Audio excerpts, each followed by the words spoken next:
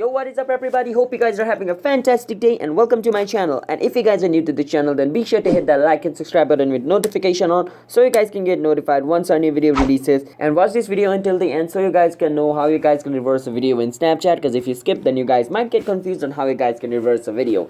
So let's start this video without any further ado. So first thing first, open Snapchat and shoot a video using your Snapchat camera, not your normal camera, your Snapchat camera. So this is the video I recorded in my Snapchat, as you guys can see, using my Snap camera. Now to reverse it, I need to swipe right until I see the reverse icon, and I'm gonna tell you what the reverse icon looks like. Swipe right, again.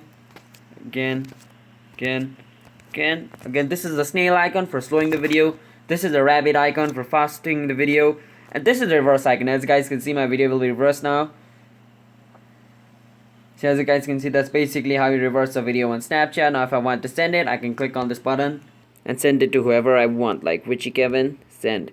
So that's basically how oh, so sorry, I haven't connected my phone to internet, but if my internet was connected, then the snap would have been sent.